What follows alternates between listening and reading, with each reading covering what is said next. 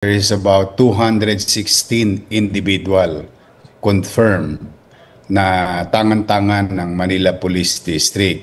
And out of 216 individuals, 127 of them are adults, 89 of them are minors, and out of 89, 67 are children in conflict with law and 24 children at risk. They are being processed to be prosecuted hopefully within the day. At papanagutin natin lahat sila. At meron pa kaming lahat ng possibility, no? Tinitingnan natin, lalong-lalo na investigator or nagplano na magbigay ng pera o funding sa mga ilang individual na nanggulo nung gabi. And I would like to, Rapi, I think even the viewers would like to differentiate the type of rallies, no? Yung nagrally noong umaga, hapon at tanghali, ayun ay mga lehitimong rallyista na talaga namang may hinaing sila sa pamahalaan, no? Na sila ay talagang naglabas ng kanilang saloobin sa maayos na pamamaraan. In fact, ang mga doktor natin, nurses na dineploy, ang mga cases na nakuha lang natin is nahilo, nasugatan yung paa, yung na himatay, and so on and so forth. Dala ng init ng panahon, no? Pero nung gabi, hindi na rallyista yun, no, Rapi? Just on record. These are mobster, rioters, na tingin namin, hanggang ngayon, iniimbestigahan namin kung nasa likod nito. Doon talaga staging nila kasi they want to go to Malacanang. No? We know for a fact that hindi naman sila po pwede talaga doon. Gusto nila pumunta ng Mindiola. Meron naman doon sa isang area na makadadaanan nila. Opo. But then again, umalis naman yung mga yun eh. For example, I'll tell you one, yung katulad ng anak bayan, no? After nila mag-demonstrate, matapos yung kanilang programa, lumisan naman na sila. Itong mga dumayo, all of a sudden, from Cavite, Taguig, Pasay, Parañaque, Quezon City, Caloocan, no, na mga kabataan. Ito yung mga nanggulo na nung gabi. Nagsunog, nanira ng public property, government property, and private property. Yan yung mga bata na nangahuli na natin na halos lahat. About 200 plus of them in total, no? Under ngayon sa custody ng MPD. No? Kasi yung mga rallyista talaga nung umaga, tanghali at hapon, generally okay naman sila eh. Talagang after ng programa nila, umalis na sila, umalis na sa Rojas Boulevard, umalis na sa Liwasan, umalis na sa Mindiola. Pero itong mga naghaharutan na to, ikala mo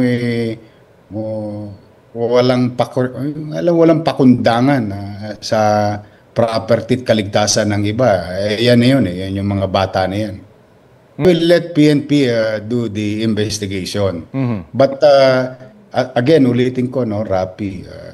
And baka hindi lang yan rapper. Meron dyan na abogado, tinitingnan namin. Yung isa naman, dating politiko sa Maynila, tinitingnan namin. Kasi a few days before, I have intelligence report na may mga initiator or instigator na nagpa-fund sa mga batang ito. Alam mo, siyempre, Rapi, yung 500 piso, 1,000 piso, ibigay mo yan sa kanto, bukas sa bukas, lalabas yung mga yan. But then again, sketchy report pa yan, continuous naman ng investigation. But for now, for the sake of our people in Manila, who are watching right now, there are about 216 individuals who are apprehended and will be charged. No? Yan ang sitwasyon ngayon. Sila lalapit, kumuha na sila ng abogado. Binaboy nila yung Maynila eh. Opo. Sinira nila yung mga gamit. Opo. We are still doing estimates about the vehicles, the motorbikes, the stoplights, the ilaw, CCTV, yung mga barikada na permanent closure, closure rail para sa traffic, and so on and so forth. Opo. Maybe in a week o 10 days from now, matototal na natin lahat halos ng danyos. Mga kumakalat, no? Ito, at least live tayo, maraming nanonood ng mga magulang. May mga kumakalat ngayon sa mga chat group, na 30 daw ang patay. Hinahanap pa namin yung patay, hindi pa namin makita eh. Wala rin naman sa ospital. So, imposible naman na may 30 namatay, no?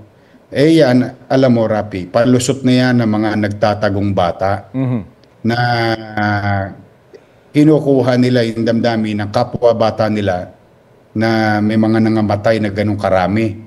Pero sa totoo, wala pa naman kami sa mga puninarya namin, wala namang reported. Saka hindi yan makakalusot sa media. Ayun kung nga talagang ganyan karami yung... I mean, Rapi, let's be honest to ourselves, di ba? You cannot hide those things. Kaya sa mga magulang, no, and let me use this opportunity sa mga magulang nanonood sa Visayas at Mindanao, Northern Luzon, Southern Luzon, ay pumanatag po kayo yung inyong mga anak na nakadormitoryo dito sa U-Belt. Panatag na po ang pamumuhay nila. Ang kalsada sa Recto, Moraita, Legarda ay nadadaanan na po at ang mga dumi ay nalinis na po at hanggang ngayon po as we speak naglilinis pa rin kami ng mga vandalism na ginawa nila, trying to fix the mess na iniwan itong mga individuals na to or organisasyon. Investigasyon, we will file case in a matter of few hours. They are being processed already. Yung investigasyon, Rapi, dagdag na lang yun sa mga tao. And in fact, sa mga magulang na mga suspect, kung ako sa inyo, kausapin nyo na yung mga anak ninyo at tulungan ang pulis na ituro na ninyo kung sino yung mga taong behind that. Kasi kung hindi, kayo lang ang kayo lang ang babalikat sa problemang binigay ninyo sa Maynila na inyong pananagutan sa mata ng batas. Lahat naman ngayon kasi we cannot just trust these things. Very crucial yung investigation and we don't want to be disturbed by noise. We just want to take it as it is. No?